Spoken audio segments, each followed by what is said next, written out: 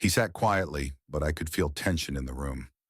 You want to hear what I found out yesterday at the Provo cop shop? I asked. Sure, Kent said in a subdued and somber tone. I recognized it for his annoyed and trying not to get mad voice. I gave him a synopsis about what happened with Mortensen, and after listening intently, he asked two questions. So the Provo police never took Jepson's testimony seriously? Nope, I answered. They just brushed it off as a junkie fishing for money. Kent nodded, his expression showing he didn't approve of what Mortensen had done. His next question was one I had been asking myself. Do you think there's any connection between Mortensen and Professor Wilding? That's a question I hope to be able to answer today, I answered. You're going to Zubyland, he said. Yup. Better you than me, he said. Yup, I thought to myself, agreeing with him. But I kept that to myself, thinking I had insulted him enough that day. I'm going to give Dustin a call and give him a progress report, I said. I'm also going to ask him about his daughter's arrest. You really don't think he knows? I'm not sure, I said. I don't know what kind of life Samantha lived in Pocatello. I want to find out. Maybe there's a person from her past that has something to do with her disappearance. Who knows? It's worth a shot. I want to see his reaction when I tell him I know about the arrest. I could tell Kent didn't like the idea. He shifted in his seat and started playing with his pen and notebook, avoiding eye contact with me. Say it, I told him. He cleared his throat and looked me in the eye. It's a bad idea, Seth. This is his daughter we're talking about. He's bound to go nuts and fire us if you go at him like that. Let him, I said. I think he's unstable. The gun proves that. I got a gun with me right now as we speak, Kent said. What's wrong with having a gun on you? Nothing, I said. But he's half crazed with guilt and grief over a missing loved one. That's not a good state of mind to have when walking around with a .45. Guilt? He asked, confused. Seth, you got an annoying way of talking in riddles sometimes. You know that? Why do you say he feels guilty? It's a vibe I got from him in Salt Lake the other day. I think a lot of his obsession is steeped in guilt and regret, like he's trying to make up for something. Kent looked at me critically, long enough that I became self-conscious and looked down at my own notebook to avoid eye contact with him. What's going on with you? He asked. I looked back up. What do you mean? You look stressed or preoccupied. I shrugged. It's a troubling case, I said unconvincingly. Kent let out a puff of air in a show of disbelief. Nah, he said. There's something else going on. You got that weird jittery look you get when something's really eating at your guts. I'm starting to think maybe we spend too much time together, I said. You're starting to sound like my girlfriend. Speaking of which, Kent said with a pondering look on his face, if I didn't know you to be a Mormon version of a monk, I would say it was a woman problem of some kind. He broke off speaking, and his eyes widened with sudden knowledge. Oh, no, he said in a long, drawn-out moan. It's Jennifer, isn't it? What, she called you to say she's seen the error of her ways? She wants to get back together or something? I shook my head. No, and I'm not going to talk about it. It's a waste of time, and we need to talk about the case. Not if you can't function and concentrate, it's not, Kent said. I've seen you like this before, remember? It's how you used to get before a big drinking binge. Kent, I don't drink anymore, and like I said, I'm not talking about it. Let's leave it alone. I began gathering up my notebook and laptop to put them in my shoulder bag as an excuse to not look at Kent. He said nothing but kept looking at me with a critical and appraising eye. I knew he wanted to say more, but he kept quiet. I let out a silent sigh of relief. Okay, so I'm going to meet with Dustin today, probably at the same place. I need to call him and set it up. I wonder if you should stay on Jepson's trail and see if you can track him down. Yeah, Kent said, definitely. Do you think this Cox thing will be a problem? I asked. I don't think it will be a problem I can't handle. Watch your back, I said. Always, he said. I stood and walked toward the front door. Hey, Seth. I turned and looked at him. Don't push Palmerson too hard, Kent said. Guilt is something every parent feels, no matter what kind of job they're doing. Trust me on that one. I thought about it for a few seconds, and it made sense. I nodded. Okay. He was probably right. After all, how would I know? Kent nodded, and I walked out to my expedition. As I started the engine, I looked back at the garage. Kent was still sitting in his chair and talking to someone on his phone. I wasn't feeling good about the way I had talked down to him. He had been doing PA work for over a decade, and I needed to remember that. I put the expedition in drive and pulled out onto Main Street. Chapter 8, I called Dustin when I was about 10 minutes from downtown Salt Lake. He answered just after the first ring. "About time you called," he said gruffly. "I have an update for you." "I figured." I smiled a little at his clipped answers. I had the suspicion I was finding out what it was like to work for him when he was angry with an employee. "I talked to Mortensen at the Provo Police Department. I know him, big fat guy, likes Diet Coke." "That's him," I agreed. I spent maybe 30 minutes talking about the case. He confirmed a lot of what is in the report. He didn't give any credence to the idea of her being kidnapped by two males. "I'm not surprised," Dustin said.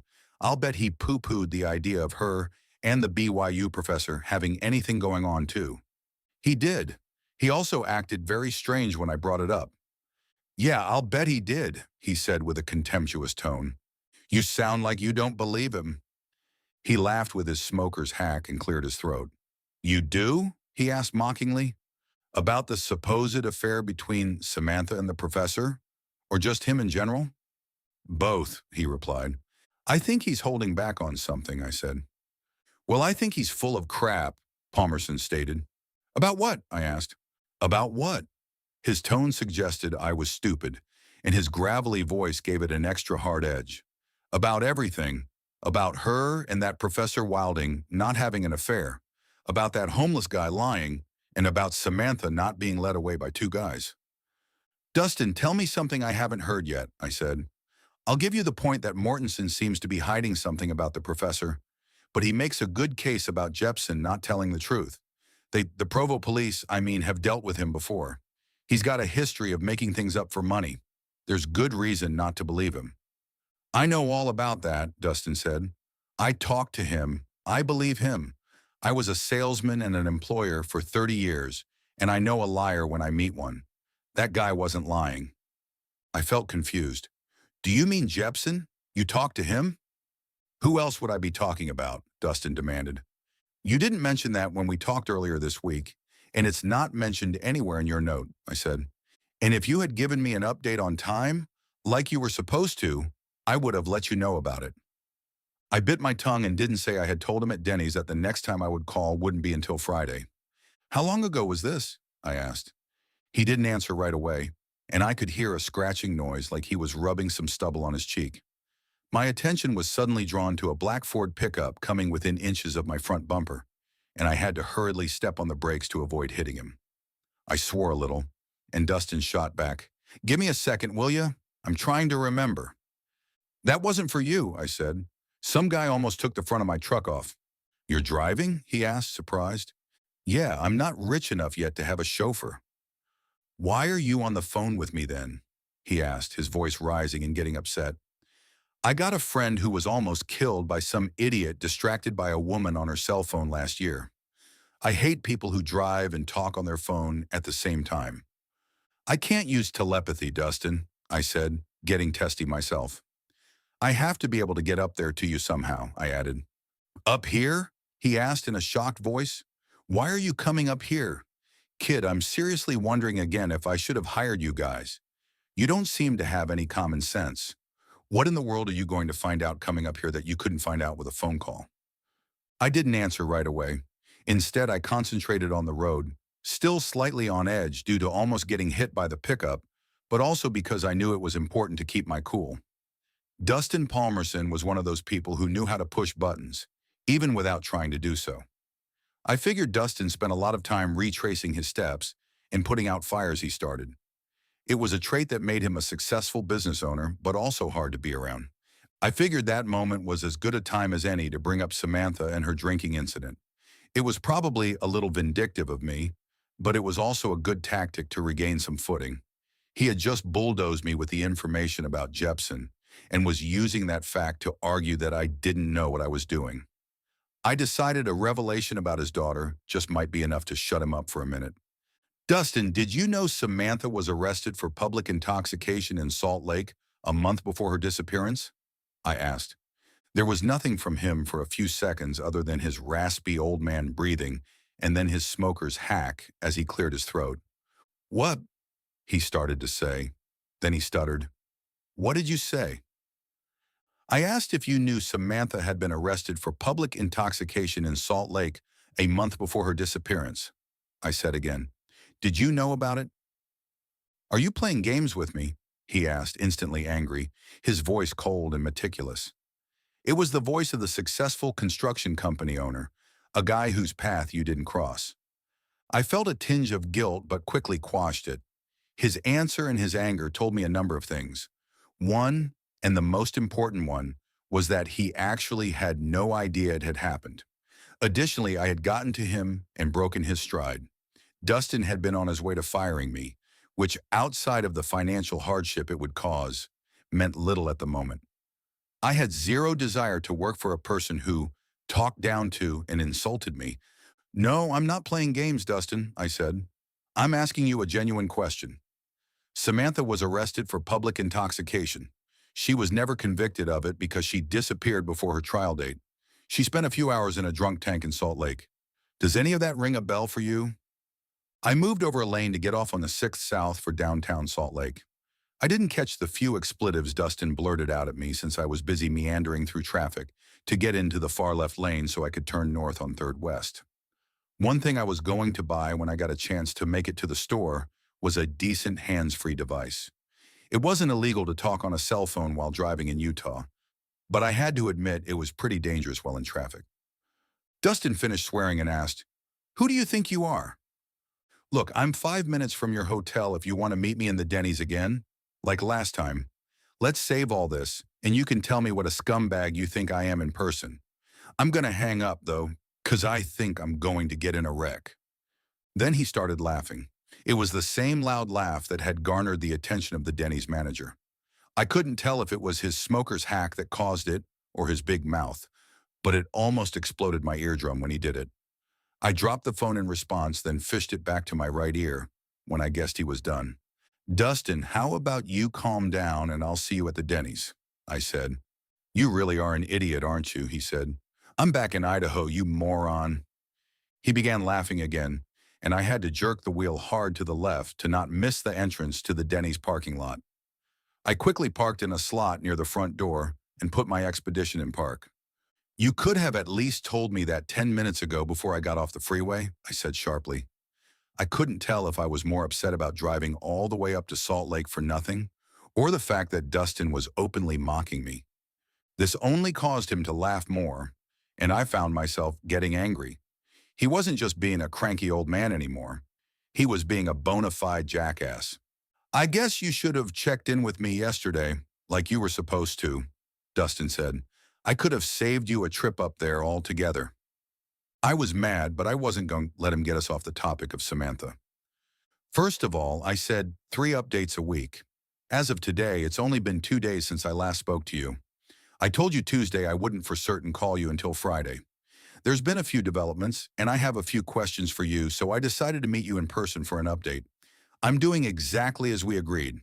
As far as the drive up here goes, I would have come up here anyway, Dustin. I asked you a question, remember? I was coming up to talk to the arresting officer if possible. I've asked you if you knew about it. Did you already talk to him too? I said all this with some acid to my voice. I already knew he hadn't. I just wanted to make him feel as stupid as he was making me feel. "No, I didn't, jerk," he said. "You already know that, so why ask it?" "Because it seems like being a jerk is the way to talk to you," I shot back. "You're being a sour pain in the butt right now, and I'm trying to make some headway. But you aren't helping much." All mirth left his voice, and from his next words I could tell I had gotten to him. "You're talking about my little girl, you piece of garbage. I'm not going to tolerate someone insulting her memory." "Nobody's insulting her, Dustin," I said. "I got it from state court records. This is official. I'm not saying anything you can't find out for yourself." "How?" Dustin asked. "I can send you the link in an email if you want." He said nothing. I heard more of his raspy breathing. Finally, he spoke again, and this time a lot of the anger was gone. It was replaced by disappointment, and shame suddenly began to compete with my anger. What I was doing wasn't nice, but this guy had to start learning that bullying me wasn't going to get him anywhere. Send me the link, Dustin said. If what you're telling me is true, I'll stick with you guys. If it's not, if you just made that up to mess with me, kid, I'm going to destroy your little wannabe chicken crap outfit. He hung up. What he had said didn't anger me more. I even smiled a little and shook my head in acknowledgement of my own stupidity. I hadn't truly kept my word yesterday. The interview with Mortensen and the information I found on the internet about Samantha constituted a need for an immediate update. I would have known then he was back in Pocatello, so he was at least right about that. I really didn't have a right to be mad. I sighed and put the expedition in reverse. I Google mapped the station Samantha had been booked into and saw it was only a mile from where I was. I had lied to my client. I hadn't actually planned to talk to the arresting officer that day, as I told Dustin. The arresting officer had been a beat cop at the time, and if he even still worked at the same department, there was a good chance he would be out on patrol and not at the station. But I knew I had nothing to lose since I was already in Salt Lake. The station was actually a substation connected to Gateway Plaza. The Gateway was an outdoor shopping center that had been the brainchild of former Salt Lake City Mayor Rocky Anderson. It was a good idea and a successful one for a while, but the customer base eventually dwindled due to competition from both online alternatives and the newer LDS church-owned City Creek Center.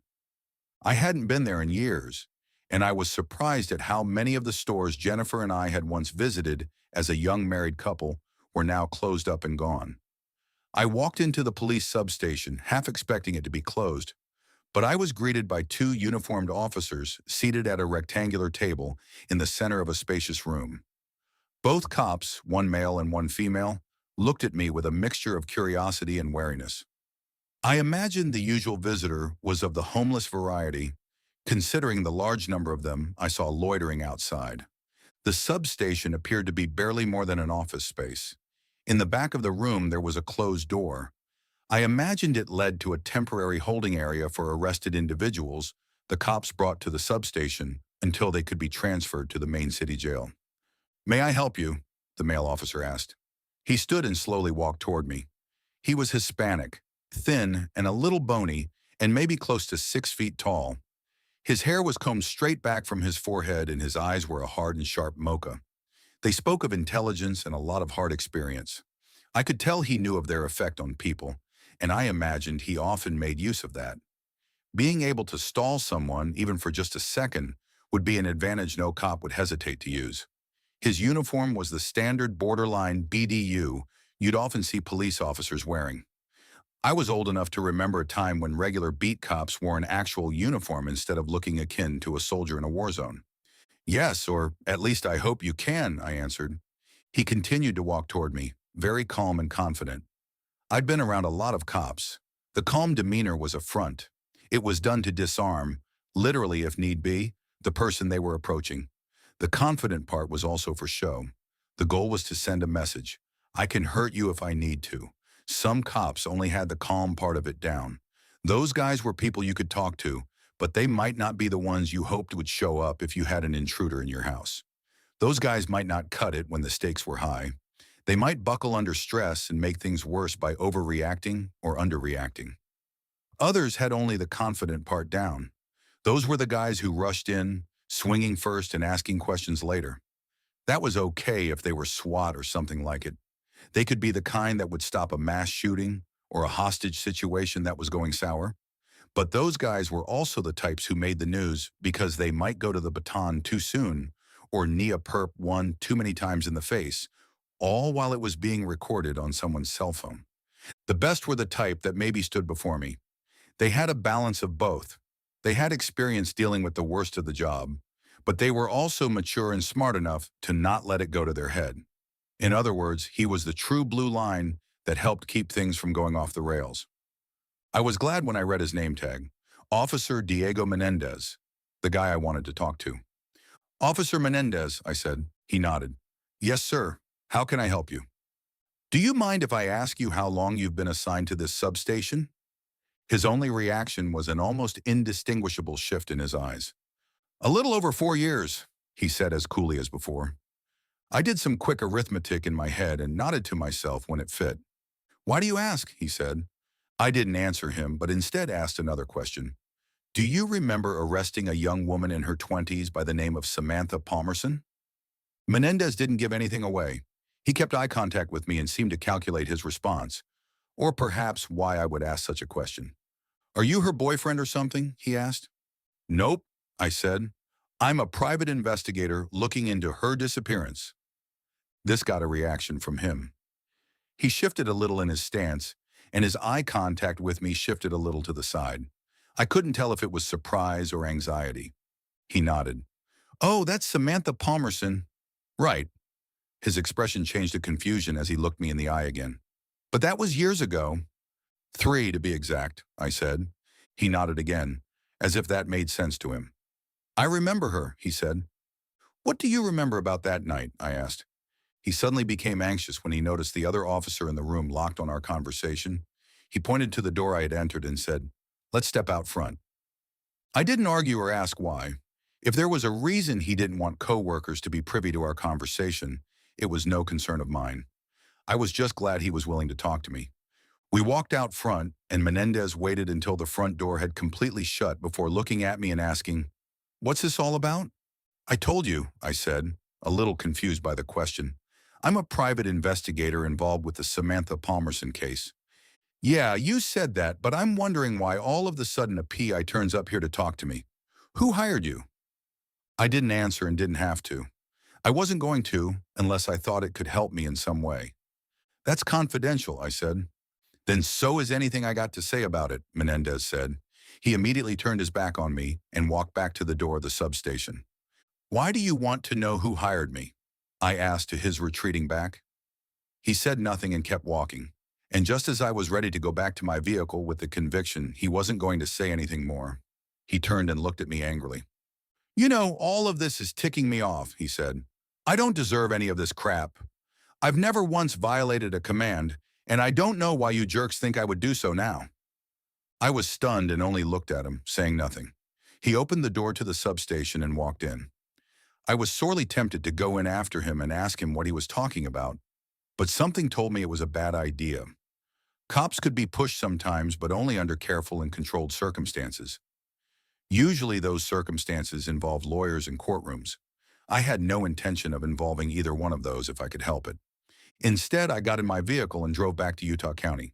So far, 2 different cops from 2 different police departments were hypersensitive about anyone asking questions about Samantha Palmerson. Mortensen hadn't become nervous until I mentioned going to BYU. Menendez, on the other hand, was immediately apprehensive and seemed to think I was someone other than who I claimed to be. He had said, "You guys," as if I was representing a group of people checking in on him. But who or what? You guys could mean superiors, like top brass giving him orders. It wasn't a question I was going to be able to answer. I obviously needed to do some more digging, and BYU seemed the next place to do it. I made my way to I-15 and got onto the southbound on-ramp. As I drove, I tried to put together everything we had learned so far. We knew Samantha had disappeared on November 13th. The last trusted eyewitness sighting of her was around 7:30 p.m. that night in front of the Wilkinson Center. There was an uncorroborated claim by Daniel Jepson of her being seen with 2 dark, complex men on 9th East around 8 p.m. This dismissed eyewitness was a known junkie and homeless person who had frequented the Provo homeless shelter until 6 months ago, but had now disappeared to parts unknown. Samantha was possibly having an affair with Professor Wilding, a professor in the exercise science department at BYU, and her mentor in a service project that aided disadvantaged elementary school students. Samantha had been arrested and charged with public intoxication in Salt Lake City about a month before her disappearance. Both Detective Mortensen with the Provo Police Department and Officer Menendez with the Salt Lake City Police Department became antagonistic when I had spoken to them about Samantha's disappearance. It was a lot of unconnected hoopla. I had nothing. I could see no pattern or connection between any of the parties. Who could possibly have connections vast enough to affect both a detective in Provo and a beat cop in Salt Lake? The LDS Church? I mused about this for a minute and then smiled to myself. I sounded like my business partner. Why in the world would the church have anything to do with it?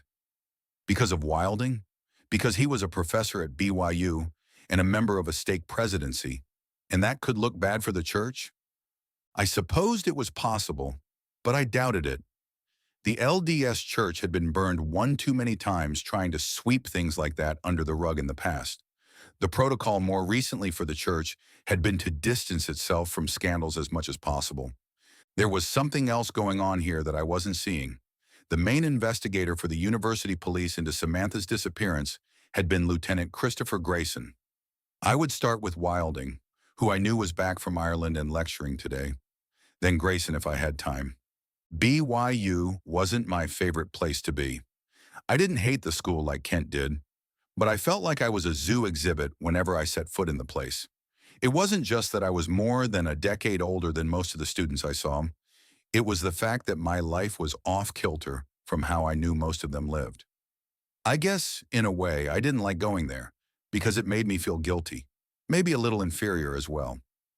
I'd never finished college, having attended Utah Valley University, which was a junior college called Utah Valley State College when I was there, for only 3 semesters before dropping out to try my hand at real estate at the behest of my then brother-in-law. That endeavor had turned out to be a comedy of errors that I tried not to think about once it all ended. I probably made more money working at McDonald's as a 16-year-old than I had the entire 5 months I was a so-called real estate broker. Like Dustin Palmerson had said, I was not a salesman. I just didn't have the knack for it. I couldn't stand trying to con people, and frankly, I considered any sales job to be just that. I had no doubt I wasn't being fair to the salesmen of the world. I was sure there were plenty who were honest and had principles they never violated. My former brother-in-law wasn't one of them. I don't think I'd ever known anyone with fewer scruples. At any rate, I had made a major mistake dropping out of school. I had intended at the time to go back at some point. I supposed I still did for many years after. But with every year that I got older, the more impossible that seemed. Walking onto BYU campus brought all that out in the open for me, making my covered-up sores open and ooze so that I couldn't ignore them. I felt like a naked rat under a spotlight when I got around large groups of other Mormons who were likely living a much better life than I was, but I had to go there. Everything in our case was pointing at that school, and I had to put my personal insecurities aside long enough to do my job. I arrived at the campus at just after 3 in the afternoon. I parked the SUV in the east parking lot of the Smith Fieldhouse, home to BYU's Department of Exercise Sciences. The good Dr. Kenneth Wilding, professor of exercise science, was scheduled to lecture on exercise physiology at 4:30 p.m. I was counting on him being in his office to prepare for the class. He answered the door after the second knock. He looked surprised when he opened the door, and I guessed he had been on his way out when I arrived. I thought of how similar the situation was to what I had faced with my lawyer 2 days before. I hoped it wasn't a bad omen. "Hello, may I help you?" he asked uncertainly. I guessed it was because of my age. Maybe he thought I was a concerned parent there to talk with him about my kid's failing grade. "Professor Wilding?" I asked. "Yes, that's me. What can I do for you?" He was tall, maybe 6'4", and thin as a rail. He had receding brown hair, which showed most of his scalp. He had square-shaped, gold-rimmed eyeglasses perched on his face, an out-of-style design that had been popular in the early 90s. He wore a gray blazer, blue striped tie, and black slacks with a white dress shirt. He looked like a college professor. "I wanted to talk to you for a few minutes," I said. "I was on my way to a lecture, actually," he answered. "This isn't a good time. I'm afraid I can't right now." I made a point of checking my watch. "It's only 3:30, as I said. Your next class doesn't start until 4:30. He scrunched his brow and looked annoyed. "I'm sorry," he said, looking at his own watch as if to confirm my claim as to the time. "Who are you?" "Seth Greenwood." He looked at me, saying nothing, probably expecting me to elaborate. But I had learned that less was more with so many things in life. Make them ask you. Make them work for it. It usually deflated a person's self-delusion of dominance. It worked quite well most of the time, especially against power seekers like certain cops, bank tellers, and perhaps college professors. He broke eye contact with me and turned his back as he shut his office door and retrieved a set of keys from his pocket. "I'm here about Samantha Palmerson," I said to get his undivided attention again. He stopped and froze, his key inserted in the doorknob. It wasn't long, maybe 3 seconds, but he was obviously shocked to hear her name. He slowly turned his head back to look at me with a now defensive demeanor. "Why on earth are you here to talk to me about that?" he asked. I raised my eyebrows, and instead of answering him, I asked my own question. "Why would you think I shouldn't?" His demeanor now changed to incredulous. "Because I have already talked to the police about her on several occasions. I can't see why anyone would want to talk with me about her again." "You're kidding, right?" I said sarcastically, now incredulous myself. "It's a disappearance case. Maybe even a murder, for all we know. Why would it just disappear?" "Well, it's been years since she disappeared," he said. "Besides, the police determined that I had nothing to do with what happened." "Are you sure about that?" "What do you mean?" he said a little angrily. He began looking around, I assume for anyone who might be close enough to hear our conversation. I decided I would play on that to put him more off guard. "I mean," I said with my voice raised, "you were thought to be having an affair with her. That would be a big deal for a college professor who was married and at a religious school like BYU. It would be a good reason to kill her, don't you think? Just because the police stopped coming around and asking you questions doesn't mean they stopped considering you to be a suspect." His eyes suddenly became huge and round as they centered on something behind me. I casually followed his gaze and saw a man in his 20s walking down the hall and doing what almost all men in their 20s did. He was looking at his phone. He didn't appear to have noticed us talking, but I thought I could change that. I raised my voice even higher and continued. "I've already talked to several people who knew her and also know you, and what I learned is pretty disturbing. I'm here to talk to you about it." Wilding turned pale and quickly opened his office door while motioning for me to go inside. "Let's talk about it inside," he practically hissed. "Of course," I said. "That's all I'm asking for, Professor. Just a few minutes of your time." I glanced back at the 20-something male and laughed a little to myself when I saw that he still wasn't paying any attention to us. I went into the office and, without asking, sat down at the chair across from his desk. I really wasn't a jerk, or at least I didn't try to be. I didn't enjoy making others feel angry or disrespected. But I was here to get answers, and I could already tell this guy was going to try use his status to stonewall me and shut me down. I had to press this guy. He walked over to his side of the desk and sat down. He began shuffling through papers, consciously avoiding eye contact. I immediately doubled down. "Did you ever have sex with her?" He stopped shuffling and looked up. His eyes showed a mix of fear and rage. "Of course not," he said through gritted teeth. "She was a student, and I was her professor." "It happens all the time," I said in return. "What happens all the time?" "Sex between students and professors." "Not with me," he said, "and not here." "Never?" I asked. "Never with me." "Then why the rumors?" "Why is there ever a rumor?" he asked rhetorically. "Students are bored. It's fun to make stuff up. Maybe I gave one of them a bad grade. It's a way for them to get even. Who knows?" His eyes remained wide as he said this, and his nostrils flared a little. I was definitely getting under his skin. "Or," I said, pausing for effect, "Samantha told someone, and it got around." He didn't respond. He just stared at me, the look of anger increasing and causing his face to turn red. His right index finger began to tap the desktop, and he bounced his left leg up and down in the way you'd see someone do when they were nervous or angry. "Mr. Greenwood, who are you exactly?" "Seth Greenwood," I said, intentionally being dense. "I meant," he said, "who or what department are you with?" I answered all of Mortenson's questions. "Why do I have to talk to you?" There it was, Mortenson's name. Interesting that Welding thought of him when stressed about Samantha's disappearance. "Let's discuss that for a minute," I said. "Discuss what?" he asked while shaking his head in confusion. "About what you and Mortenson talked about." "So are you his superior? Is that what this is? Internal affairs?" he asked. I had to bite the inside of my cheek to keep myself from smiling.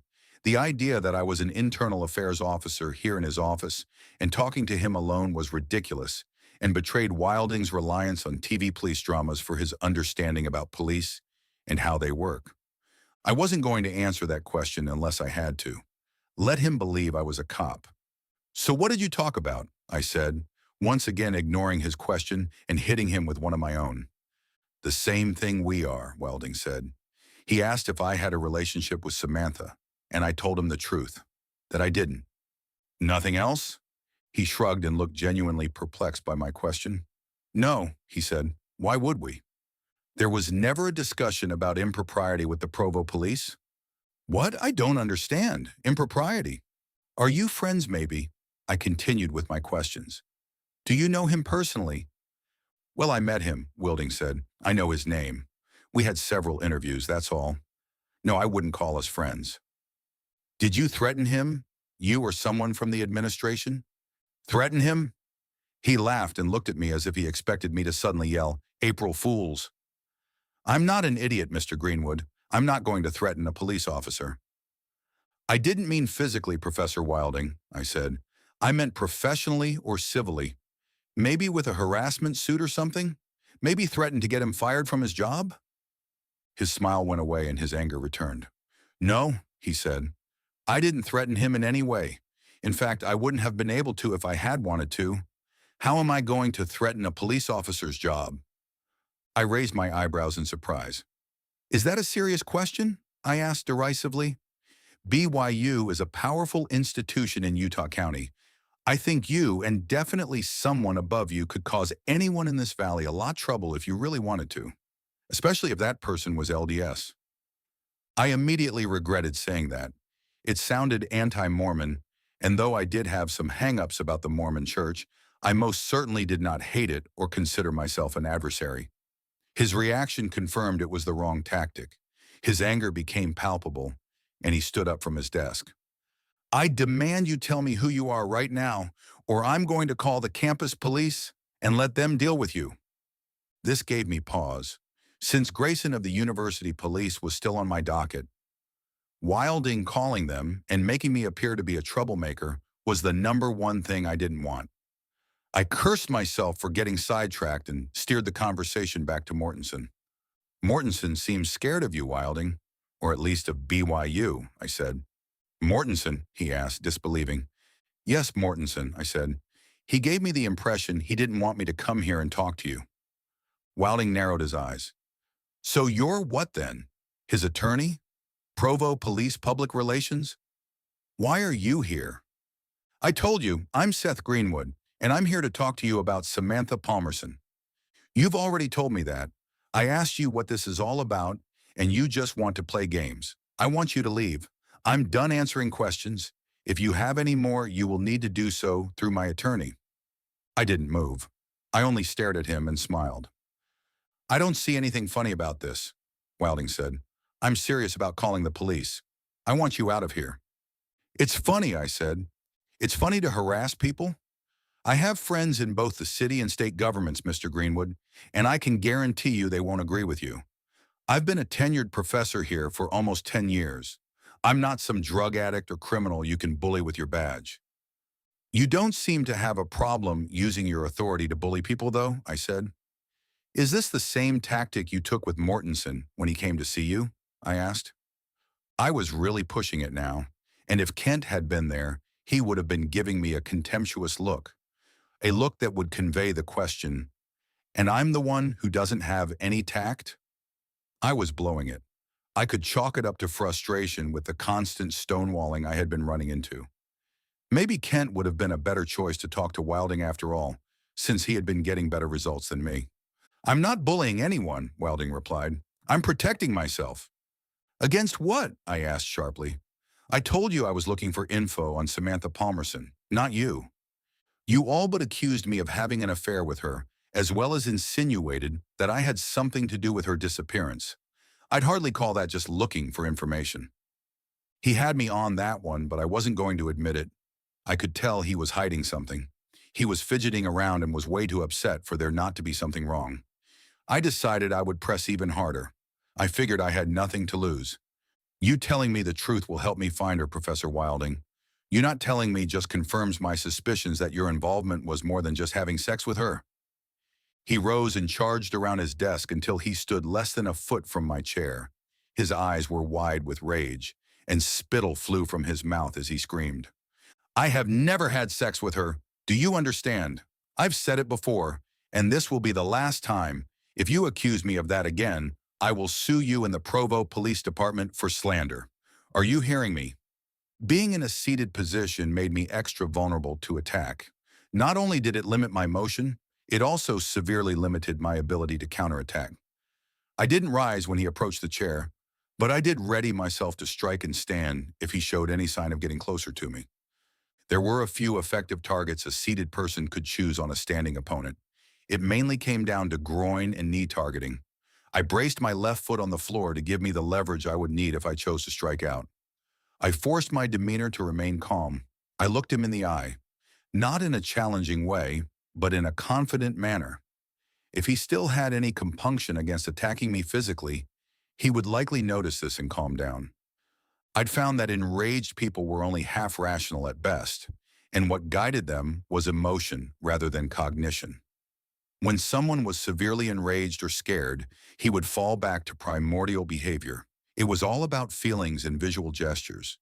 If I also raised my voice or moved back, startled, it would likely trigger him and invite an attack. I didn't want this. I wanted him flustered and emotional, sure, but to get into a physical fight with the guy on BYU campus and in his office would guarantee me getting arrested. I sat and said nothing as I looked up at him. He breathed heavily in and out of his mouth and stared back. He slowly began to notice that I wasn't going to respond in the same way. The lack of fear in an opponent can be unnerving. It snapped him out of his rage, and he slowly walked back around to his side of the desk, looking slightly embarrassed. "Professor Wilding," I said when I thought he had gotten his anger under control, "you're totally off track. I'm really only interested in finding Samantha. I'm not trying to frame you. I just want the truth about what happened here at BYU before she disappeared." He didn't answer me. He only looked down at his desk and wiped his right coat sleeve across his forehead. He then retrieved a phone from his jacket and began tapping. I stood up and began walking toward the door, already knowing who he was calling. I heard him asking for a Chief Dempson as the door closed behind me. I walked quickly to the first floor and out of the building. I gave a quick glance around once I exited and didn't see any sign of campus police. I walked to my vehicle and got in. I had two choices. I could leave now and scratch BYU off my list. I was tempted to do it. If Wilding followed through with the call after I left and reported my visit, I would most likely be put on a red list and not be able to come back. If I did the unexpected, however, and went to the campus police myself, I might be able to talk to Grayson. What had I really done in Wilding's office anyway? I hadn't actually threatened him, had I? I debated for a few seconds more and decided to go straight to the police station. The worst they could do was refuse to talk to me. I'd already been experiencing a lot of that, so I had nothing to lose. I followed Google Maps' direction to the police station. College police departments were interesting. They had many of the same trappings as any other police agency, but they lacked that undercurrent of desperation and hardness you find in a regular municipal department. I chalk that up to the fact that most crimes occurring on the average college campus would involve out-of-control frat parties and speeding within campus boundaries. The BYU police station would be even more subdued than that, since you could eliminate the beer keg and toga parties. "May I help you?" asked a young woman, probably a BYU student herself by the look of her, as I stood in the front lobby. "Yes," I said as I walked over to her. "May I speak to Detective Grayson?" She made brief eye contact with me, then glanced down at something on her desk blotter. She looked up again and gave me the look. It's one I'd seen many times. It said, "You don't know this yet, but every time you ask to see this person, I'm going to tell you to come back tomorrow." It was a look I got often in this business, especially if the person already knew I was coming and why I was there. "I'm sorry," she said. "Detective Grayson isn't in his office today. May I take a phone number in which he can contact you?" It was said with predictable saccharine sweetness, and I suspected he was likely in his office, perhaps even watching on a monitor. I knew the game. She wanted my phone number so Grayson could covertly run a check on me. There was no chance I would give her my phone number. I was minutely tempted to simply walk back into the inner confines of the building to look for him, but I knew better. That would be burning a bridge before I even had the chance to cross it. It might come to that later, but I decided I would wait first and see what happened after my attempted visit. "No," I said. Could you tell him a private investigator checking into the Samantha Palmerson case stopped by to talk to him? She didn't answer verbally, but only nodded. Are you going to write that down? I asked. Oh, she said, seemingly surprised with the idea. Um, yes. She retrieved a pen from a pencil holder on her desk. The desk was cluttered with several pens, a pair of scissors, two dry erase markers, and an amusing replica of Sophia the First mounted on the back of her flying pony, Minimus. Nice, I said, pointing to the small plastic figurine. Office mascot? She glanced at the figurine and then looked back down to the desk, still searching for something to write on. No, it belongs to my niece. She left it here and I keep forgetting to take it with me when I leave work, she said in a monotone, distracted voice. I took the cue to not try small talk and glanced around the lobby in an effort to cover the awkwardness. The walls were adorned with the usual police station posters about safe driving and slogans promoting community service. Finally, she let out a small sound of satisfaction, and I looked back in her direction. She had a pen poised above a large yellow pad of Post-it notes. Okay, what's your name? She asked. You know what? I think I'll just try back later. I didn't wait for a response, but turned around and walked toward the door. Okay, she said in a confused tone to my back as I walked away. I wasn't going to play the game. Let Grayson stew over it and wonder what I was up to. Maybe it would make him more likely to see me next time. I walked outside into the parking lot and headed toward my vehicle when I heard a voice yell out behind me. Hey, hold up! I turned to see a middle-aged man wearing a gray blazer, tan khakis, a white shirt, and brown patterned tie walking toward me at a brisk pace. He looked stressed.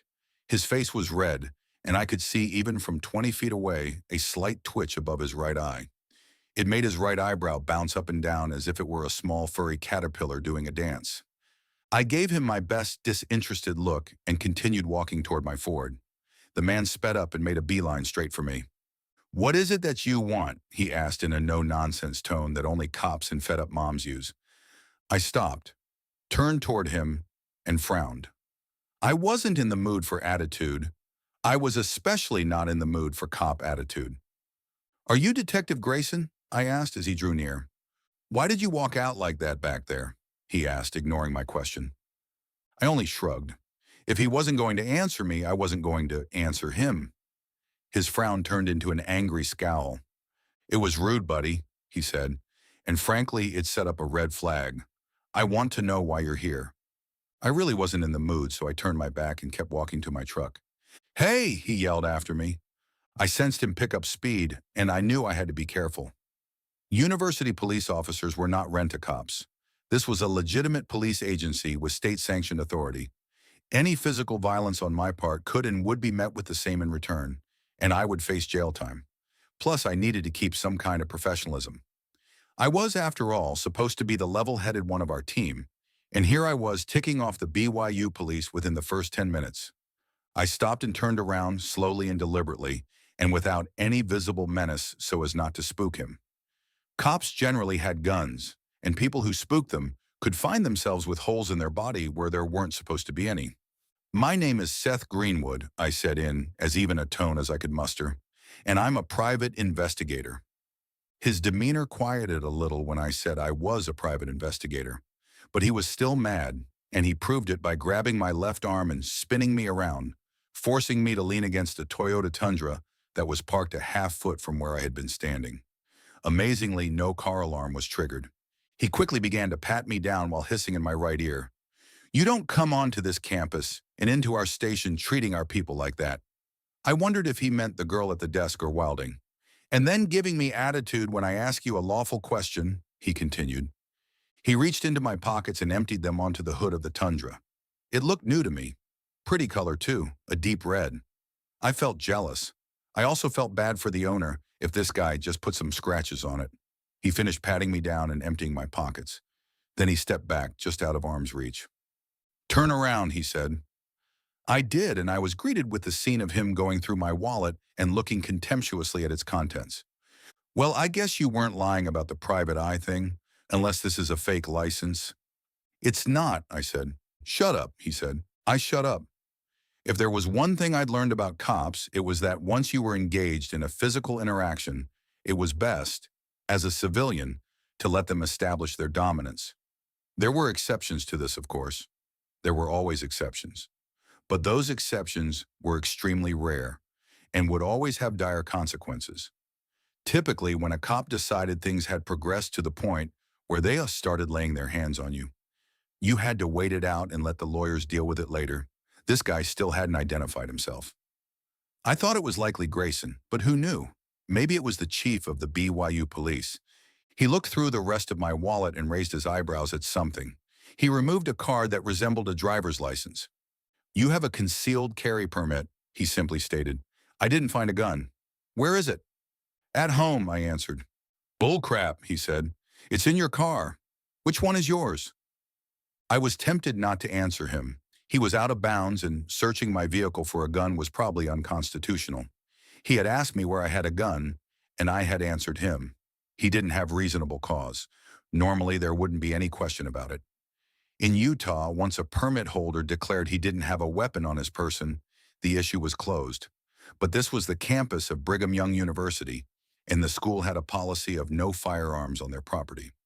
I wasn't sure if I could actually have been charged with a crime if I'd had one, but it certainly would have been valid grounds to have me banned from the premises.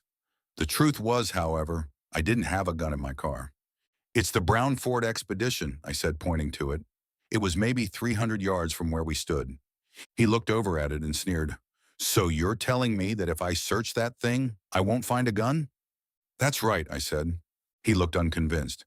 "A private investigator without a gun? Isn't that against your code or something?" he asked derisively. "Code?" I asked. "I didn't know there was one." He snorted and put my concealed carry permit back in my wallet and handed it to me. "I guess you're not Magnum P.I. no Colt 45, and that rust bucket sure isn't a Ferrari." "Yeah, but I still get all the good-looking women," I said, attempting some humor to calm things down. He responded with a cold stare. "Get your stuff," he said while pointing to the contents of my pocket strewn across the hood of the Toyota, "and be on your way." "I never told you why I'm here," I said.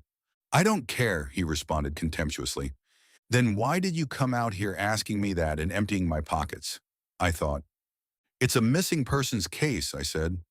"I don't care," he said, his voice rising a pitch in agitation. "Can I at least ask one question about it? Then I'm out of here." "No," he said forcefully. "I told you what to do. Now do it or I'll detain you for defying the lawful command of a peace officer." I didn't think it was really all that lawful of a command, but I complied. I grabbed my things from the hood of the truck and left. I needed to do more research into the current personnel of the department. I guessed I would find a roster of employees on Google, and there was a good chance I would find some photos of them as well. I was hoping the jerk I had just talked to wasn't Grayson, but was instead some department flunky trying to prove how tough he was. If it did turn out to be Grayson, I would have to find another way to get some answers. I stopped in the parking lot of a McDonald's just off campus and took advantage of their free Wi-Fi to look up Christopher Grayson's profile on the BYU police website. When his image came up, I felt disappointment. It was the same strong-armed jerk I had just met. I sat for the next few minutes mulling over what to do next, then decided to call my business partner to see if his day had been any more productive than mine. After 5 rings, Ken answered the call. "Yeah," he said as he answered. "Where are you right now?" I asked. "Funny you should ask," he replied. "I just got done talking to someone who has some very interesting information for us." "Oh yeah?" I asked. "It's the brother of our boy we've been looking for." "Good deal," I said, genuinely pleased. "And he knows where Jepson is?" "Even better," I said. "I had to pay him $50 for the info," Ken admitted. "Wow, he seriously sold his brother out for $50? No honor among thieves," Kent said. "Or in this case, junkies." "How do you know for sure it's Jepson's brother?" I asked. "Oh, he is. He looks like a younger version of him." "Where is this at? The homeless shelter?" "No," Kent said. "The two have been sharing a crap-hole one-bedroom apartment just a mile from your crap-hole one-bedroom apartment. It's the one I went by earlier and heard the TV on inside." I guess I shouldn't be surprised. "No, you shouldn't, actually," Kent said. "There's a lot of crap-hole apartments around where you live." "Uh-huh, but I thought he had told the shelter he had been evicted," I said. Yeah, I asked the brother about that, and he doesn't know why Jepson would say that. My guess is it's just another lie within a lie that guys like him are always spinning. So where is Jepson? Mexico, Ken answered. Mexico? I asked in surprise. Yeah, can you believe it? He left 2 weeks ago to mule some meth across the border and then run it back up here to Utah. But the fool got caught and is rotting away in Nogales. So caught on the Mexican side then? I said. Yup, I sighed. Unless we were willing to go down into cartel territory, it was practically impossible for us to talk to him. I wasn't much for being robbed, extorted, or killed, so I instantly decided against it. What's the brother's name? I asked. Gordon Parkinson. Different dad, same mom. So you're there with his brother right now? Kind of, Kent said. He said he had to leave for a few minutes. If I had to guess, it was to make a buy since he's now $50 richer. He's a full-blown meth head, just like his big brother. He was so bad with the withdrawal shakes, he just got up and left me here alone in his apartment. Naturally, I was productive with my time and took the liberty to look through their fine establishment here. After about 10 minutes of wading through stuff that I normally wouldn't have touched without industrial-strength rubber gloves, I found a manila folder under a pizza box with a half-eaten moldy pizza inside. I guess that's the difference between potheads and meth heads. There's no way a pothead would have left Domino's uneaten. Anyway, I found a folder with receipts and dozens of ruled notebook paper that has Spanish written on both sides. I can't make out half of it. My high school Espanol was mucho long ago, but it'll be easy enough to find someone to translate it all for us if we feel the need. I don't doubt it, I said, even more intrigued. Anything else? Just nastiness beyond description, he said. I wonder if you should get out of there before he gets back. I was on my way out when you called. What are we going to do about Jepson? I asked. Nothing we can do until he's out of Mexico, Kent said. What about you?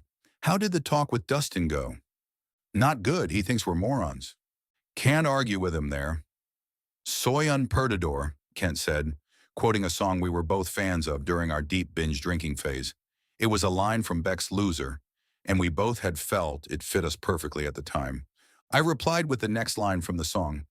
I'm a loser, baby. I tried talking to Menendez, the cop who arrested Samantha for the public intoxication charge. That didn't go so great either. How so? Ken asked as I heard the sound of him closing a door. I assumed it was the front door of the apartment.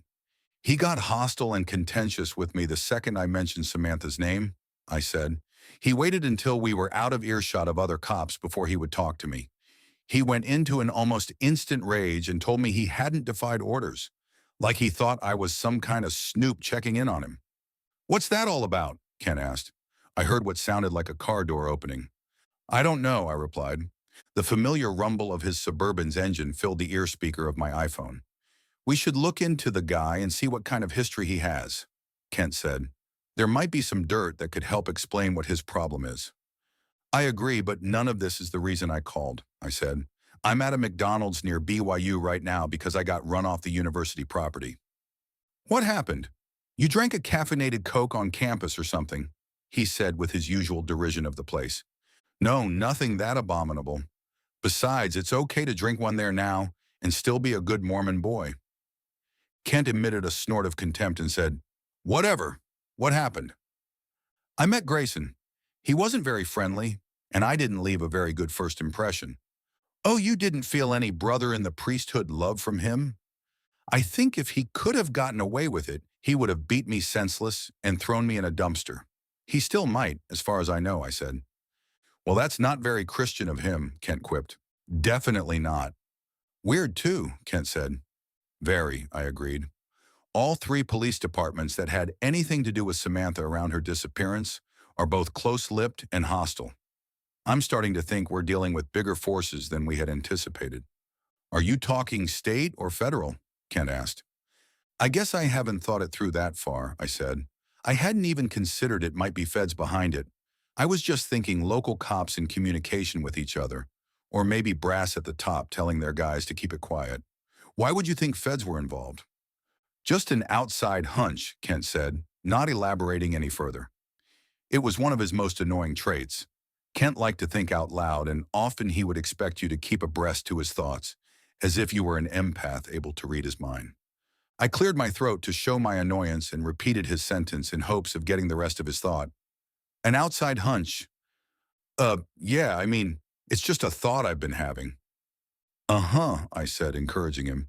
I'm just wondering, with Jepson being involved with drugs, it might be the DEA or some other agency that is quashing anyone talking to us, he explained.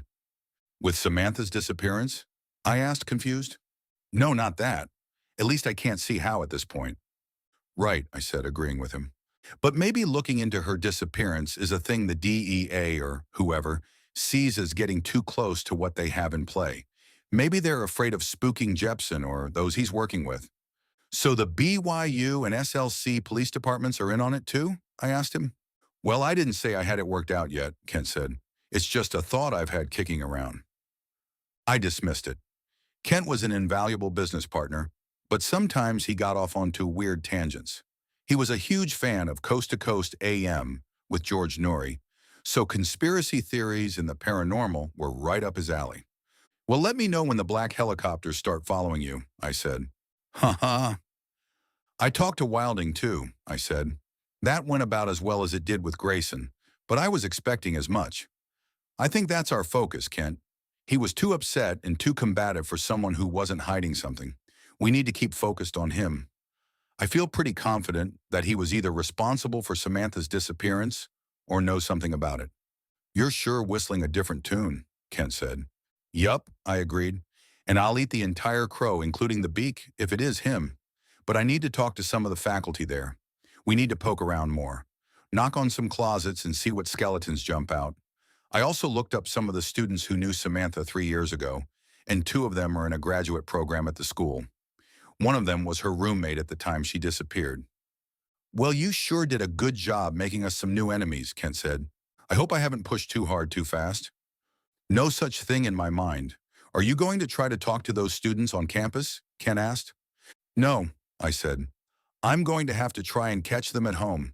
It's too problematic for me there, and I'm done for the day. I feel like all I did was run into brick walls. Time to go home. I plan on doing the same, Ken said. You might want to rethink your philosophy on not carrying a gun. Kent was referring to my distaste for carrying a firearm. It wasn't due to any personal anti-gun sentiments. I was actually neutral about guns. They were a tool, and sometimes they were needed in my profession. But most times there wasn't a need to be armed with one. I hated carrying because it was uncomfortable. And having a gun, even in a relatively gun-friendly state like Utah, could have caused legal problems I would rather have not worried about. Kent, on the other hand, probably slept with one and likely took one into the shower with him.